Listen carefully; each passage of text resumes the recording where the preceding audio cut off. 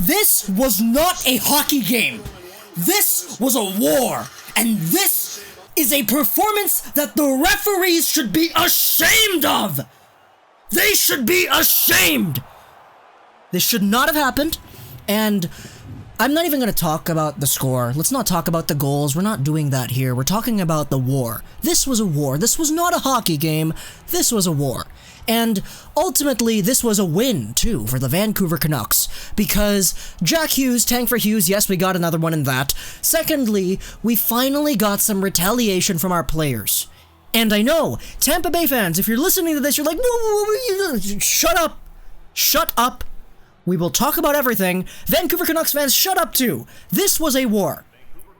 Now, ultimately, the decision is 5-2, and ultimately, I don't really think that it should have been 5-2. The Vancouver Canucks could have had way more goals if it wasn't for Vasilevsky being Vasilevsky and being really good. We all kind of knew that he was pretty good.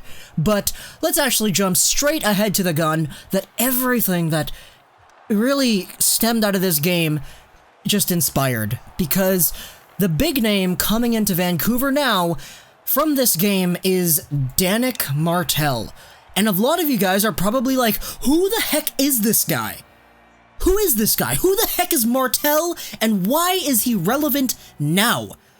Well, if you watch the game, you know why he's relevant, but coming into this game, nobody knew who this guy was. Who the heck is this guy? A random 24-year-old from Drummondville who has done nothing to establish himself as an NHL player, nor a player who's worth the attention of anybody. He is not worth our time to discuss. At least that's what we were thinking about coming into this game. But he gets himself his first NHL point tonight, which is cool. I mean, it's nice to have your first NHL point. But the big thing came into the second period, where he absolutely blindsidedly elbowed Troy Stecher in the head, causing Stecher to leave the game with, let's just probably assume, a concussion, because that is a good assumption to make. A concussion!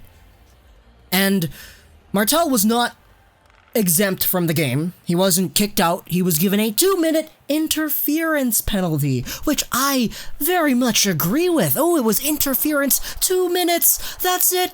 2 minutes and you can come back into the game. Well, actually, before we talk about the penalty happened and everybody started clobbering Martel afterwards, which I was like, okay, good.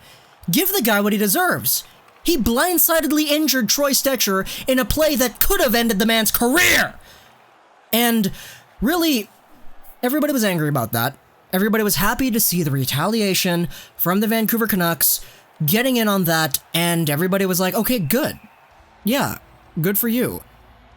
But the fact that Martel was not given a game misconduct for that really did screw over the rest of the game. Because I'll say this right here.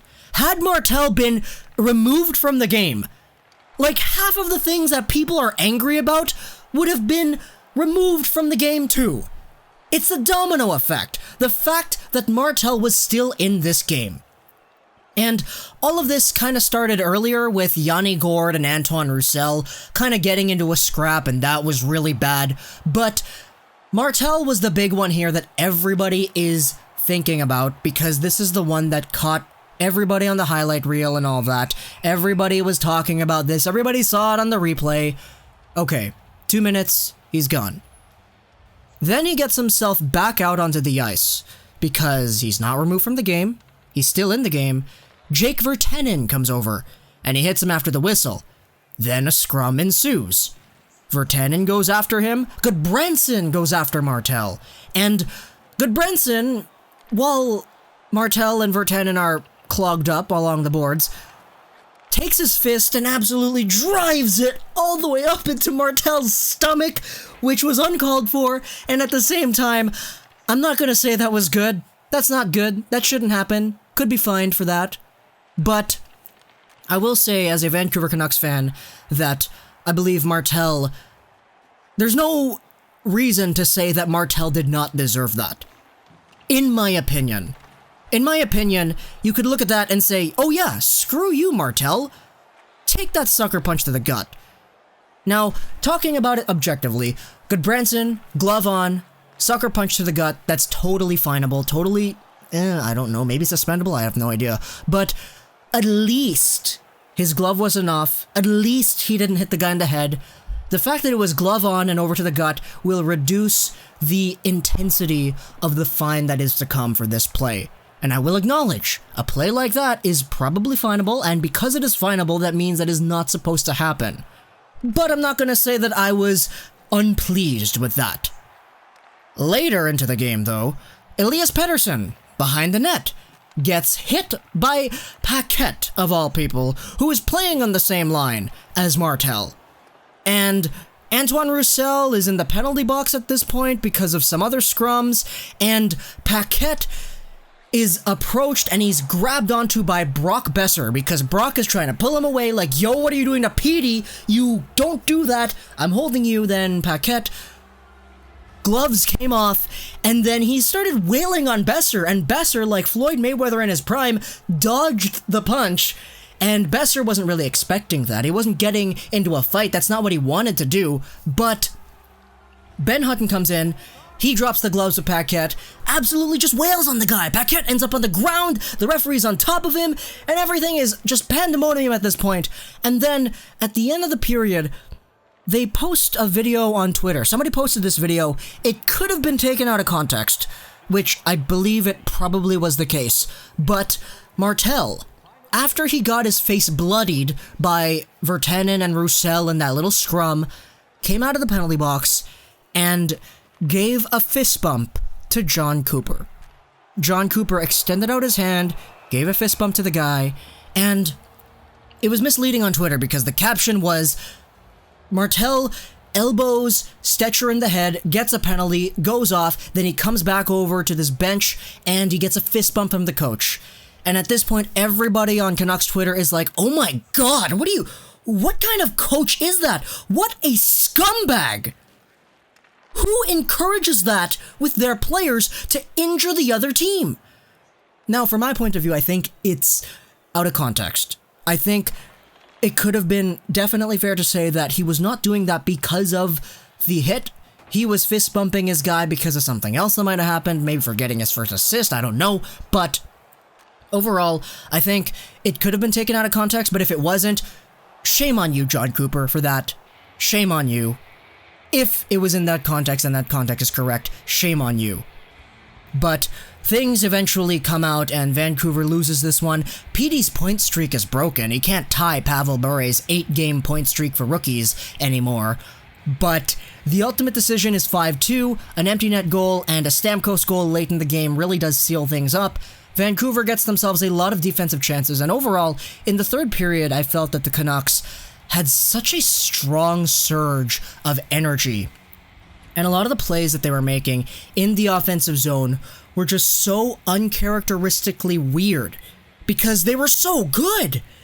They were one-touch passing, slap passing like the Canucks back in the playoffs were, and I'm not going to say that we're a playoff team, but I'm going to say that we were playing like a playoff team in that third period, and the energy was just so high, everybody was angry, and the Tampa Bay Lightning ultimately come back because Steven Stamkos is Steven Stamkos, and he comes in and he seals the deal because he can do that, he's got a great shot, and Nielsen just couldn't save it. But it was a game full of energy. And it was a game full of anger. And I've gotten through this whole commentary without even mentioning the Canucks goals. Tyler Mott gets himself one, assisted by Jake Virtanen and somebody else, Stecher, I think. Virtanen with a great set of speed in that play. And overall just drive to finish things up and get a play over. Virtanen, in general, he was the one who started that really big scrum with Martel that led to a whole bunch of penalties, but overall, I think the referees should be ashamed of themselves. The fact that Martel was still allowed to be in the game really did cause a lot of other issues, because it does not matter the severity of the Vancouver Canucks actions afterwards. If Martel was not in the game, it wouldn't have happened. Plain and simple. And do you think it would have been fair to give Martel a game misconduct for his hit on Stecher? Yeah, I think it would have been fair. So why didn't they? Why did they allow it to happen? And how come towards the later portions of the game, they allowed more penalties to go without any game misconducts. It's weird.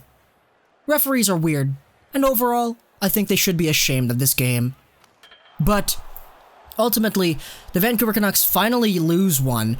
They lose in probably the most entertaining game we've seen in a while. I'm not gonna divert away from that, because this was a very fiery and angry game, and I don't feel good about it. Not one bit. But ultimately, as a Canucks fan, I have to take a look at it from both sides, because Tampa Bay fans are upset at Canucks fans are upset at Tampa Bay fans. We all get it. Everybody's angry. This was a war. This wasn't really a hockey game. And I'm pretty sure that the first place Tampa Bay Lightning are feeling really good about getting the 2 points out of this one, eh? No, they're totally not angry about the game, right? Man. I don't even know what to say. Hope you guys enjoyed this video. Gaming, and bye.